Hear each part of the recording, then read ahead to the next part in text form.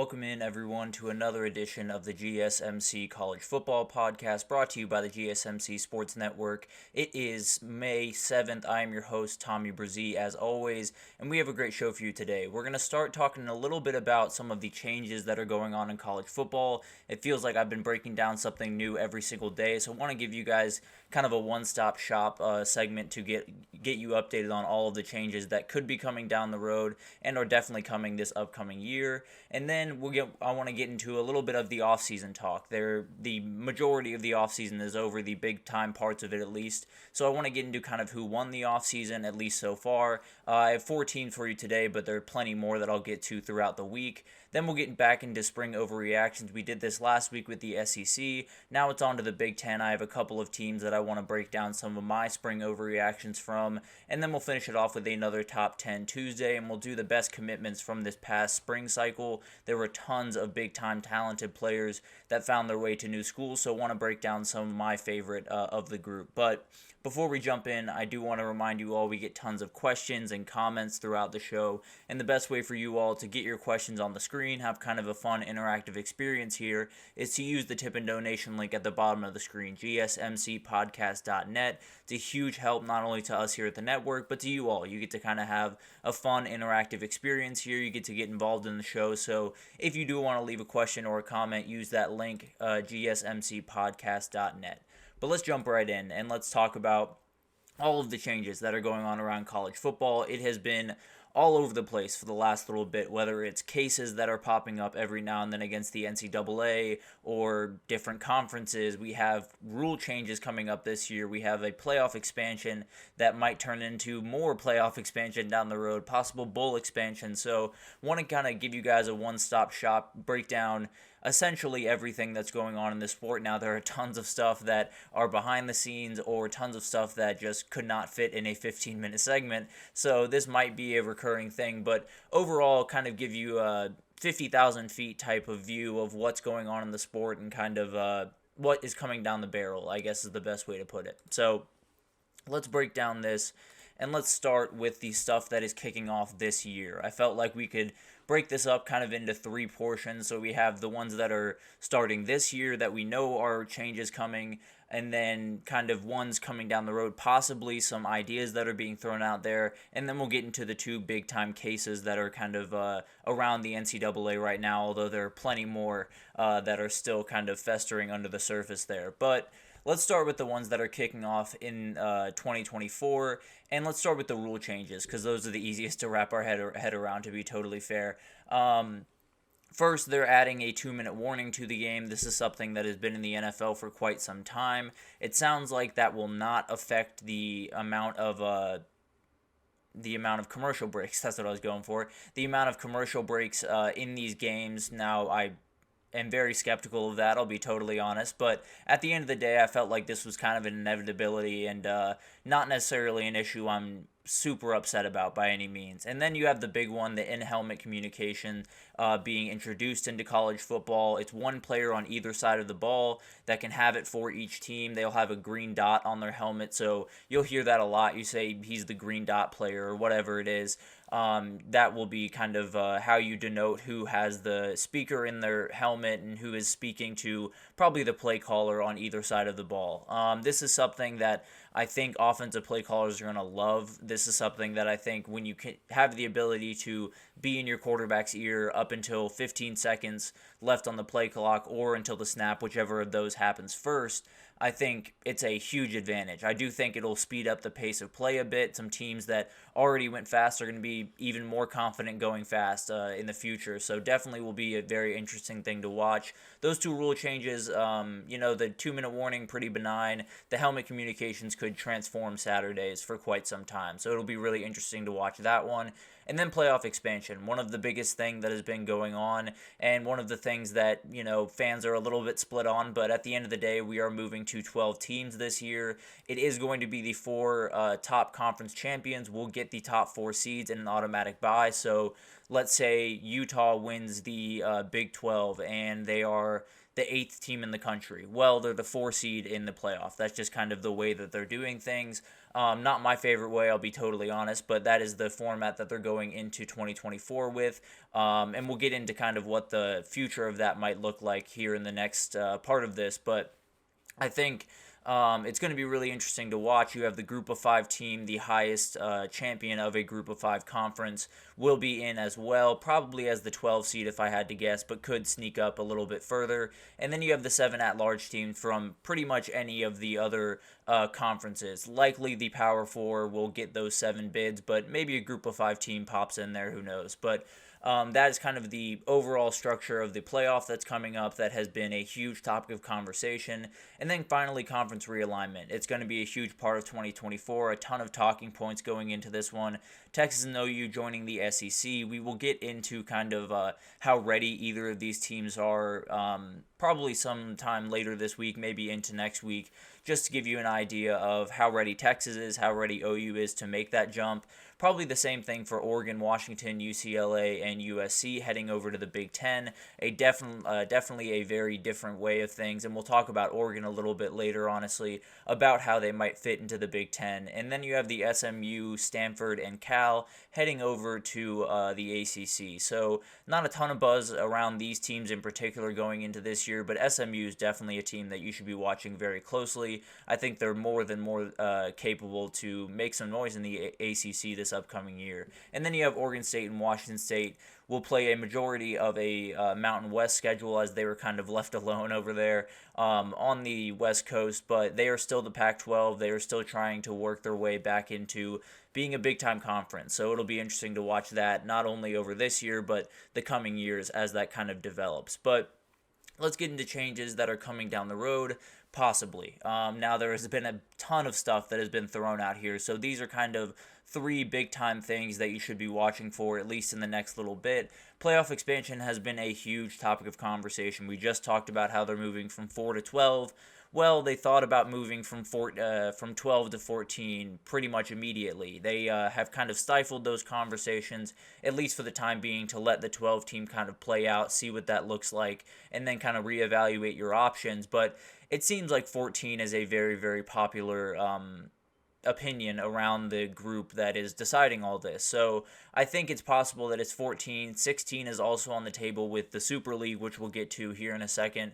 But I think for the most part, you will at some point see a 14-team playoff. I think after 2025, the rights for the 12-team playoff are kind of up for grabs, so I assume they will then come back to the table, or probably before then, to be totally honest, come back to the table and say, let's move to 14 teams. Now, the structure on that is kind of murky. There have been a ton of different ideas thrown out there, whether it's 5 auto bids, 6 auto bids, 7, it's all over the place, really, to be totally honest with you. So we'll break that down as it kind of comes, but that's definitely something to watch for as we move on into this season and obviously the offseason after the 12 team has played out.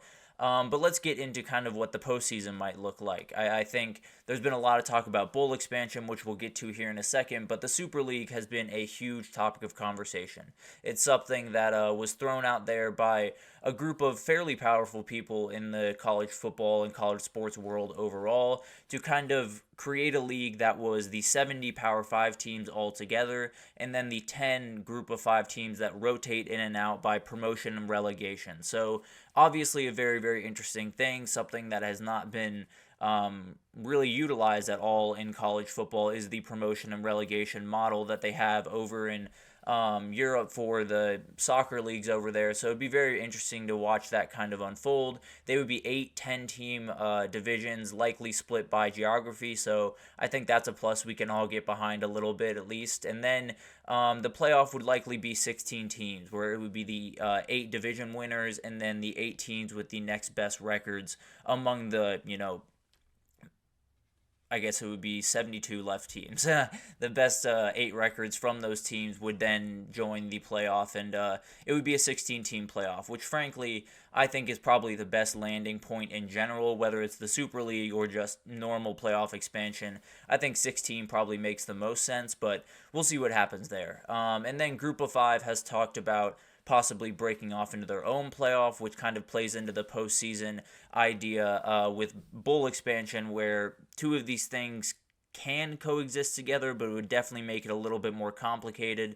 So it's probably likely that you'll see one or the other, whether it's bowl expansion or the group of five breaking off into their own playoff. I've said it a time and again. I think that's a relatively good idea for the way that things are in the sport right now. The group of five just needs more of a pedestal to stand on, I suppose. More of a better games, bigger games on a weekly basis, and I think having a playoff that you're building towards would only help that. So I wish that didn't have to be segmented the way that it kind of has been over the last, decade or so.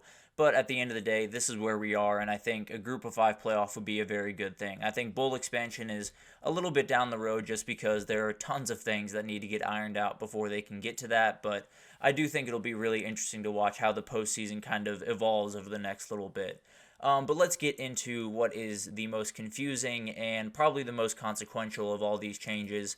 All of the court cases that have been going on around the country. And I'm going to focus in on two, and don't be confused, there are plenty more around the NCAA, in particular around NIL and employment and all of this different stuff that I'm sure we will be talking about ad nauseum. There has been a little bit of a wrench thrown into the works with the College Football Players Association not really being as big in favor of employment as some people might thought they would be. So it'll be kind of a weird, confusing time, but we'll try to keep you updated as best we can. But to give you an idea of where we sit right now, House versus or NCAA versus House has been something that we've talked on here a lot. I'm sure you have seen across your Twitter feed, or if you're scrolling around college football news, I'm sure you've seen this brought up. It's an NIL back pay case that essentially is meant to help out any former athletes that could have made money from NIL, whether that's from video games that they were a part of that they did not get compensated for, or just in general, being a part of a big time university and not getting paid at all for those services. There's a certain amount of people that, want some paycheck at the end of all this. So it looks like that settlement is kind of coming down to it. It sounds like the settlement might be somewhere between 1 to 2.7 billion. So I know that's a massive gap, but it gives you an idea of just how confusing this process is and how quickly everything changes. So we'll figure out what that inevitably is, and hopefully for the NCAA it is not too high, but it's getting up there, and it'll be a very interesting thing to watch how they kind of handle that. But also it brings in likely a new NIL structure to college football, which is something I think all of us can get on board with, but this revenue structure does create some problems, right? We talked about it yesterday with all of the implications of it, and you can go back and look at that to get a little bit more in depth, but the revenue sharing would be roughly 15 to 25 million annually per school. That's something that a lot of schools cannot handle, so that's going to be a very interesting number to watch.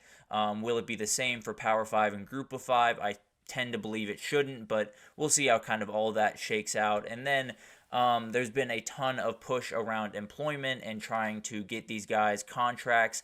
That is something that is a little bit more murky today than it was even a week ago, so still a lot of confusion there, still a lot of things to be ironed out on that front. And then there's this idea that the contracts, or whatever form it takes in NIL in the future, will have a clause that will hopefully curb opt-outs in the postseason and bowl games, because you'll have to probably sign a contract where it says you'll play 12 regular season games and a postseason game, and so essentially you can't opt out unless, obviously injury or things of that nature come into play. So it'll be really interesting to watch that unfold. That's the most consequential thing happening in college football right now, and not only college football, college sports, because there's a reality where, depending on what that final number is for revenue sharing, some sports that are not called college football will fall by the wayside fairly quickly, and obviously you don't want that to happen, but it's feeling more and more like an inevitability, which really, really stinks. But let's get to ACC versus Florida State and Clemson. Now, they're not fighting Florida State and Clemson together by any means, but Florida State has its own case, and then Clemson another, actually two others, which we'll get to here in a second. Florida State is fighting the ACC on the grounds that essentially the ACC has not been doing a good job of keeping up with the other conferences in terms of just their value to college football. And I think a lot of this started in 2016 when they signed the deal with ESPN for 20 years and essentially buried themselves, to be totally honest with you, with the way that TV deals and everything is expanding just exponentially over the last little bit. I thought it was very, very foolish to sign yourself into a deal that is that long that would never really be able to keep up with the incredible amount of the incredible times we're in, the incredible what word am I looking for? Acceleration, I suppose, of all of this media rights deals and everything becoming more and more expensive and being a bigger and bigger part of the pie. That I think Florida State just felt like that contract, as well as some other things the ACC has done throughout the last couple of years, has just put the conference and them in turn at a very, very bad spot. Now, Clemson is fighting them over the grant of rights exit fee. They don't believe that it is fair. They also don't believe that they should have to pay the ACC anything after they leave the ACC. They don't think they owe them anything beyond that moment. The ACC is arguing the opposite, that if you want to leave the conference, you have to pay us. Even if you are already out of the conference, there will be a certain amount that you have to get back to the ACC. So there's a ton of stuff going on here. It's going to be very confusing. Clemson actually filed a suit that against the ACC, saying that the way that they had approached these conversations about the grant of rights and getting out of that and what the payment would be like have been essentially just a little bit fudged, I suppose is the best way to put it. Essentially saying that the ACC has made this a bigger deal than it actually is, has made it seem like the grant of rights and everything is harder to get out of than it actually is, which in turn hurts Clemson's ability to find another conference after they finally get out of the ACC, because at the end of the day, no conference wants to deal with someone that is going to butt heads over and over with the big-time people in that conference. So it'll be really interesting to watch how that one unfolds. Clemson is probably on a little bit better of footing today than Florida State is in these proceedings, but things have been changing so fast, so it'll be really, really interesting to watch.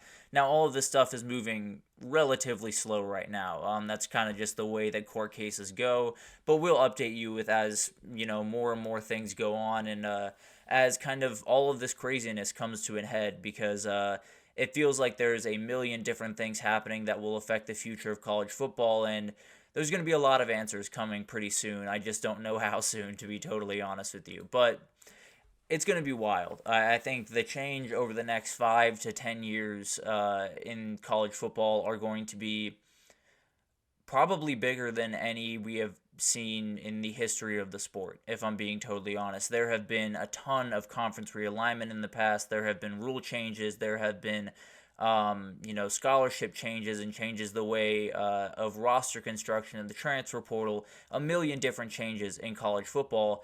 I think we're going to get to a point where the outright structure, the way that NIL works, the way that payment works, the way that college football works overall is going to change drastically over the next 5 years. And there's a reality where we get to a point where it is in a great spot, where we have the employment or the payment structure, whatever that looks like, fully in place. We have the new structure fully in place, whether that's the Super League or just a better configuration of the conferences or whatever it is. Once we have all of that in place, I do think we can get to a place as a sport where it looks fantastic. It's a fantastic amalgamation of being a professional sport, utilizing some things from the NFL while still keeping what makes college football, which is the pageantry, everything inside the stadium staying the exact same, not losing some of the big-time regional matchups that, some have fallen by the wayside, but hopefully we can find our way back to those.